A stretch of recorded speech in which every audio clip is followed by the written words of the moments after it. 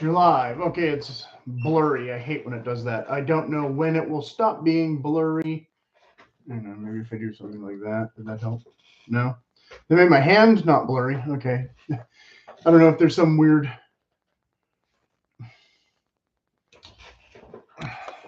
Do that. No? Okay, that didn't help. Okay, sorry about that, people. Some of the cameras, they focus on your eyes. That didn't help either. Okay. This is the kind of thing where maybe I can just stop it and start it again, but I don't want to have to retype all the stuff. Let's see if this works. Okay, I did that. Yep, there we go. Okay, lovely. I don't have a necessarily part two, but hey, that worked, so we'll go with it. And maybe I can trim the first minute of this or something in the editor. I don't know how the editor thing works. I've tried it before and I've gotten nowhere, but whatever.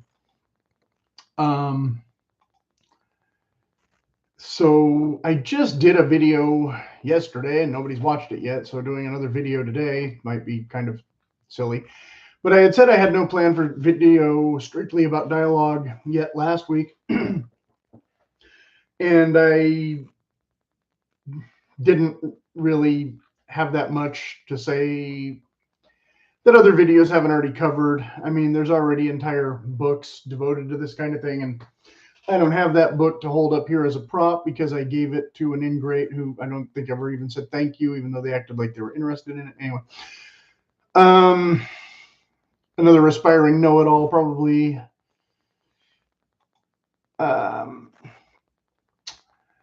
Let's see, I already did that joke in the other video about you don't want to. There were more things to be said, but you don't want to hear about them. Ha ha ha. Doesn't really. Okay, so this, I don't know if this is technically two parts, but I'm including this more as a film video crossover than some of the others. Because the book that I was going to hold up basically is another one of many that will tell you that there's not really much difference between film dialogue and fiction dialogue, which is not entirely true because always these same film books tell you that there's a huge difference between film dialogue and television dialogue, right? And is your book dialogue supposed to be more like film dialogue or television dialogue? They don't go into that. But then this part two, I guess, yes, is a second. Yeah, there is a separate part, so we'll talk about that in a minute. But as I said in my description, wherein dialogue is not just a thing wherein either you are good or bad at it, and I'm going to disregard your queries or inquiries or whatever out of hand. But it's a skill that you need to work and master through time and persistence, perhaps. And then this was the kind of the revelation that I had earlier that made me decide it was time to do this video, and not totally premature, and hopefully nowhere near as long as some of the other ones. Dialogue is also largely telling the reader or the audience, not showing, right? It can be contrary to what's happening in the scene and all those kind of things, but it's interaction with two or more people typically, or one person talking to themselves maybe. But it also kind of saves time with descriptions and gives the characters some way to interact. Although characters can interact physically too. I mean, the Three Stooges, right? Some books will contain much more dialogue than others. And most readers are glad when they see those fast read pages looming up with all that extra blank space, same as the people who read your screenplays. Oh, good. This will only take 10 minutes, not 3 hours. But then it helps, obviously, if the dialogue is meaningful and not just fluff to convey, and it's there to convey their emotions or the plot or whatever.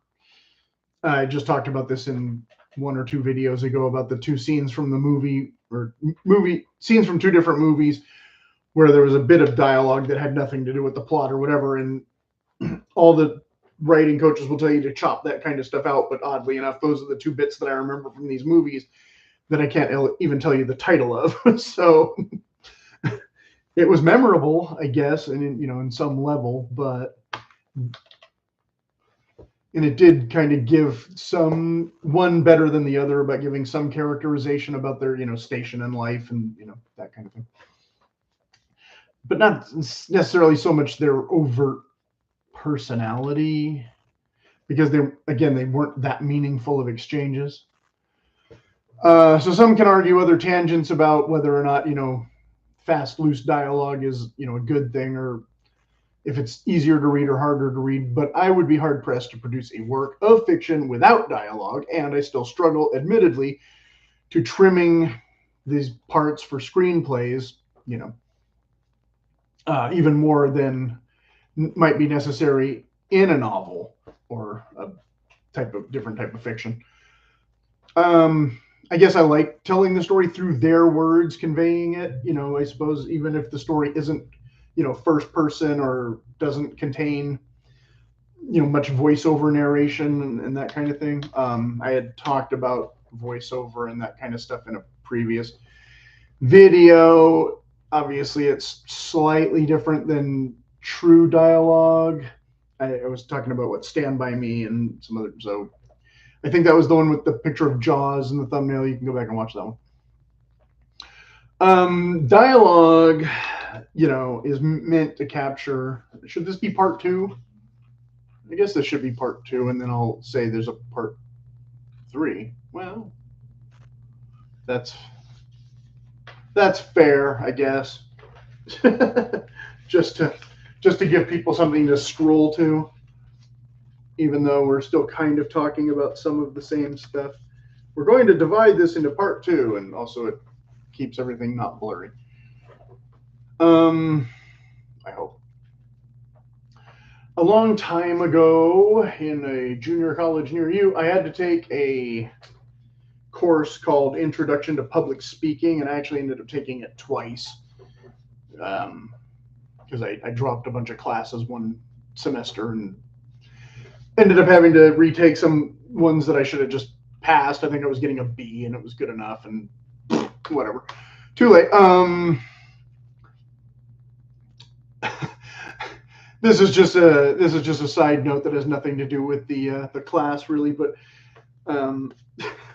one of the things that the teacher would get annoyed, and I think I did this more the first round than the second round.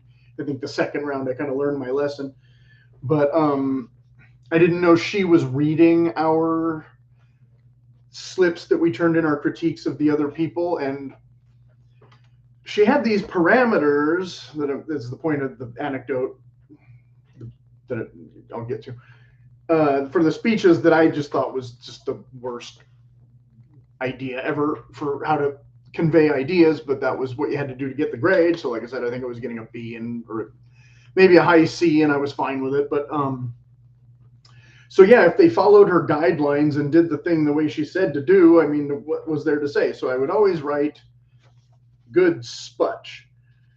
And one day, after a few sputches went by, she addressed the entire class instead of taking me aside and saying, don't just write good speech.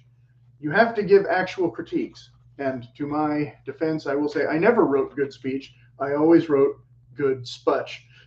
So, anyway, so that's why I don't format these videos like the public speaking redundancy. Tell them what they know. Tell them what you're going to tell them thing. I never thought that was very effective. Maybe it's more effective than I'm giving it credit for, but I think if you didn't get something, you can just back up the video and hear it again, because we're not stuck in a classroom. And of course, I had some more experience, I guess, being in front of crowds, so I wasn't totally nervous. The first time I took the class, I was a lot more nervous, I guess, but I had solid material, so I could be awkward and still ramble on plenty of minutes past the deadline, because I didn't understand her hand signal, and I thought I was running short when I was about to stop talking, and then was like, oh, more? Okay, I can do 3 minutes more, I guess, off the top of my head, even though I had already finished my speech. And so that she would actually reduce my grade for doing stuff like that, instead of just jumping up and down and saying, shut up, which people usually do to you in real life, or just cut you off entirely and don't listen to what you're saying. So like I said, I repeated that class later and did okay or did better. Anecdote for another day here. But that time we had moved from the lecture hall to a regular classroom. So it was even easier to deliver the speeches because it just felt a lot more like high school than some overwhelming setting, when you had to stand up and read your paper, It's kind of more like that than addressing the masses. But obviously this has little to do with actual dialogue, but it is a distinction that a speech, even like this video, is also not typical in prose or film. It's really hard to convey a speech in film. I'm actually struggling with that in one of my stories where I have this long chunk of stuff that I think is mostly relevant, and yet what am I going to do? Just intercut it with some other, contradicting action or whatever is, the predictable way to go about it. Which leads us to the next point, which is when all you have is a hammer, everything looks like a nail. Now, this was a kind of a jokey thing that someone had said on TV, and I thought, okay, I can work that in. Because I thought it was an interesting anecdote about, people when they're trying to fit square pegs into round holes, and the solution is often a hammer. But it's not the only hammer metaphor we have in writing. Often the old saying was something like hammer this out, meaning, to grind and work, but also hammer into shape, meaning to, beat off the rough edges or something and produce with blunt precision accuracy a piece of art. Sure. So yeah, nevertheless, this is my overall process. Instead of some surgical scalpel reference or whatever that can maybe come later in refined revision and such. But I'm often trying to marry 2 or 3 disjointed pieces, so a hammer scenario somehow works better, I guess. Usually, as I said in the previous video, I am doing this by importing or otherwise marrying disparate elements from other works to enhance, augment one thing, or create something totally new, kind of Frankenstein-y. And most often this will actually contain large chunks of dialogue that must, then need be attributed to the name of a new alternate speaker. Like I talked about this previously, but I'll go into a little bit more here. In this case, unless you're using the same character in multiple works, as has been done, in which case you don't have to change the names, yay. But that's not the norm. But then sometimes, and this was the crux, we end up with a bit where the rest, all kind of flows seamlessly. But then we have this crux part all of a sudden where some really important character is contradicting himself in some really unlikely or unrealistic way, totally out of character, basically. And if that's not motivated, that's an issue. Motivation was 4 videos ago or something. But so this causes an awkward schism that can be hard to rectify or fix because we don't want to kill that darling, but try and find some way to make it work. So we are hammering, and we might need the scalpel instead. Okay, so getting to then part 3, the unnamed as yet. So if that, I don't know if that applies to you or not, but where are we here? It gets dark when I do that, but it's not terrible, right? Okay. Part 3, we have 5 worst kinds of dialogue. And so this is my rebuttal to somebody else's video again, the part that you've all been waiting for. But I'm doing it out of order from what order they did it in. So the first being plotless dialogue, and I had mentioned this earlier that the dialogue can motivate the plot, or should most of the time help motivate the plot or something.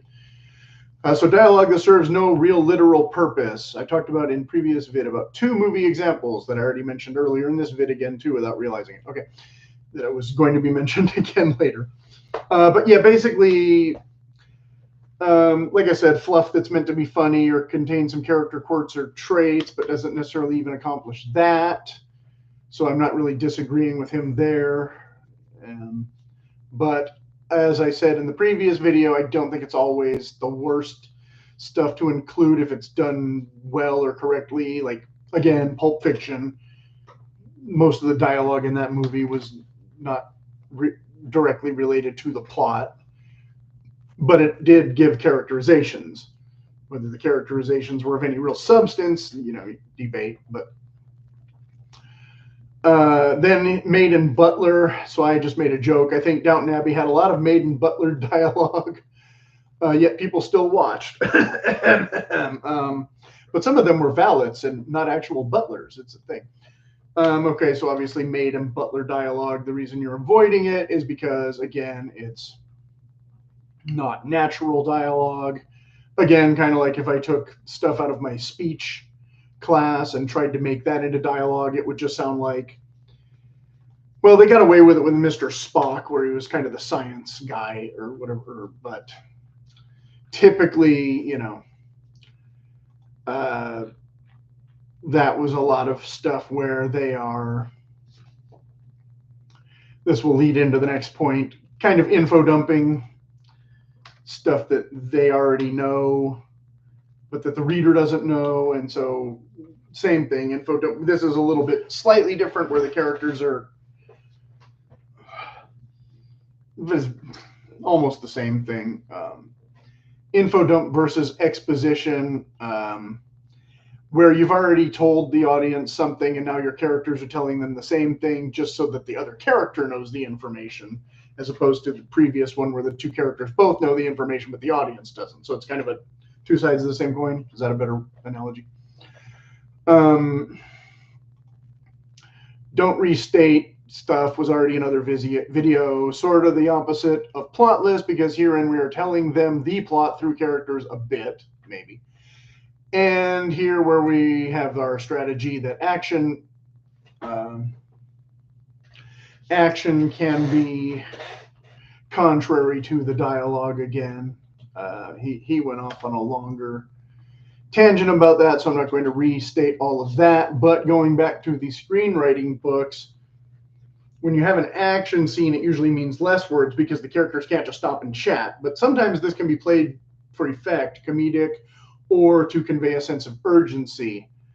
So the dialogue can be terse, but they're trying to really say, instead of Mr. Spock reading off his phone, you have Bones and Kirk and say, "Jim, you're coming after us," that kind of thing.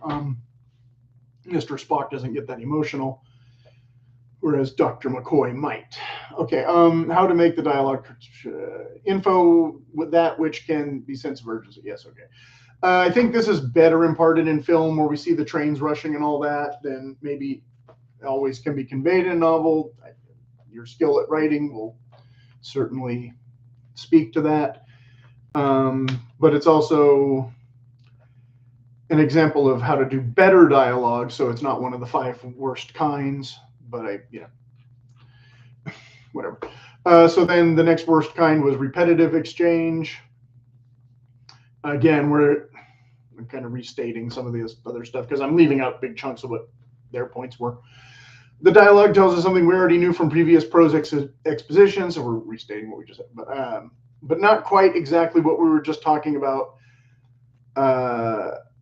because then gives a subtext answer about saying the opposite of what may be true intentionally for character motive, etc., right, which I glossed over a minute ago. And I'm less glossing over now. So when the examples given were like when someone has a wounded friend and they're telling them, no, you're going to be fine, or cops and robbers having alternate motivations and not wanting to reveal all their own personal strategies or incriminate themselves, that kind of thing. So withheld information can fall into this category, whereas most amateur writers write characters who are total blabbermouths. This would be where they are not and actually don't say stuff. But then, of course, a lot of people like to have characters that never say anything, and we're supposed to try and read their mind or something. I'm not sure. I was going to introduce the conflict suggestion here, but I think we already kind of did that too. So one-sided monologue in disguised dialogue, not all of it, but a lot of it, the other character says, yep, what, a lot. Sometimes this is also intentional though, because if you've ever watched Llewyn Davis, that was the name, right? Where he's riding in the car with the dude who never talks. And then the guy in the back talks way too much. So the guy in the back finally falls asleep, and this guy's trying to have a conversation with that guy. But that guy doesn't actually say anything, but he couldn't have a conversation with the other guy because the other guy's a total blowhard who only wants to hear himself talk, and he's always insulting. So there's an example of 3 different things right there. But yes, typically most readers find it annoying when most of the characters are like that guy who just says, yep, especially if it's a female character and they're just there to make the male character supposedly look awesome or whatever. But a character does not have to be a blabbermouth to be in charge, like the boss addressing the underlings, and you're kind of forced to sit there and endure it. And you can't really mouth off, even though you have responses. Like that's a suppressed thing where it is one-sided intentional dialogue. Or the drill sergeant where he doesn't want to hear your life story, or he doesn't want to hear anything much more than yes or no. And if you do mouth off, like Joker in Full Metal Jacket, you get a fist upside your head, right? Okay, so there are ways to do one-sided dialogue that isn't all bad. But like I was saying earlier, way back when, I have a part where it's a speech, and I don't want it to be boring for the reader. I want it to be interesting because, but it is a character bloviating, So there are, easier and better ways, or harder and easier ways to negotiate or navigate that I haven't worked them all out myself. Then there was the all there exchange. This is I don't know I don't know if that was my words or his words, but basically the enter late, leave scene early advice that's often dialogue advice as well as almost any scene advice. Should this be like part 4? No, it's still part of that part, but still. But this anecdote, yes, I've been saving this like 12 years ago, or maybe a little bit more. Kevin Smith did a couple of, I think, HBO specials, and one of them was better than the other one. The better one for me anyway, because it was about my interest in this Hollywood stuff. So I'm kind of stealing his joke for my anecdote, but I don't care. He had a movie where he worked with Bruce Willis, and it was actually according to Wikipedia, the first and only Smith directed movie he did not write, but obviously he didn't spend much time on revision either, in my opinion.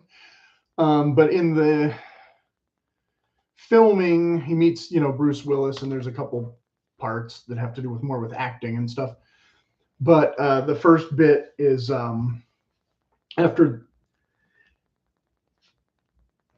Typically when there's, okay, let me back up. When they're saying, enter a scene early, what they mean is after the polite introductions. The characters already know each other instead of all this is Brad, this is Joe kind of stuff.